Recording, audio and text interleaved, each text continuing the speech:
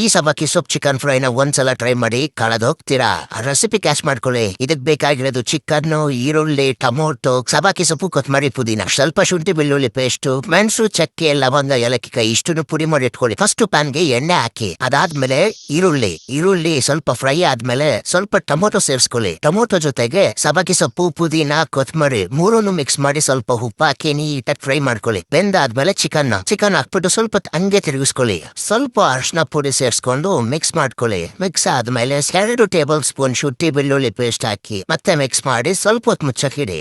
ಈ ತರ ನೀಟಾಗಿ ಬೇಯಬೇಕು. ನೀರೆಲ್ಲ ಹಿಂಗದ್ಮೇಲೆ 2 ಟೇಬಲ್ ಸ್ಪೂನ್ ಖಾರದ ಪುಡಿ, 1 ಟೇಬಲ್ ಸ್ಪೂನ್ ಧನಿಯಾ ಪುಡಿ ಹಾಕಿ ಮತ್ತೆ ರುಬ್ಬಿಟ್ಕೊಂಡಿರೋ ಪೌಡರ್ನ ಮಿಕ್ಸ್ ಮಾಡ್ಕೊಂಡು ನೀಟಾಗಿ ತಿರುಗಿಸ್ಕೊಂಡು ಗ್ರೇವಿ ಎಷ್ಟು ಬೇಕೋ ನೋಡ್ಕೊಂಡು ನೀರ್ ಆಡ್ ಮಾಡ್ಕೊಳ್ಳಿ. ನೀರ್ ಆಡ್ ಮಾಡಾದ್ಮೇಲೆ ರುಚಿಗೆ ತಕ್ಕಷ್ಟ ಉಪ್ಪು, ಅದಾದ್ಮೇಲೆ ಮುಚ್ಚಳ ಮುಚ್ಚಿ 20 ಮಿನಿಟ್ಸ್ ಕುಕ್ ಮಾಡ್ಕೊಳ್ಳಿ. ರೆಡಿ ಆಯ್ತು ಸೂಪರ್ ಟೇಸ್ಟಿ ಸಬ್ಬಕ್ಕಿ ಸೊಪ್ಪಿನ ಚಿಕನ್ ಫ್ರೈ. ಒಂದ್ಸಲ ಮನೇಲಿ ಟ್ರೈ ಮಾಡಿ ನೋಡಿ, ಪದೇ ಪದೇ ತಿಂತೀರಾ. ಈ ವಿಡಿಯೋ ಇಷ್ಟ ಆಗಿದ್ರೆ ಲೈಕ್ ಮಾಡಿ, ಫಾಲೋ ಮಾಡಿ.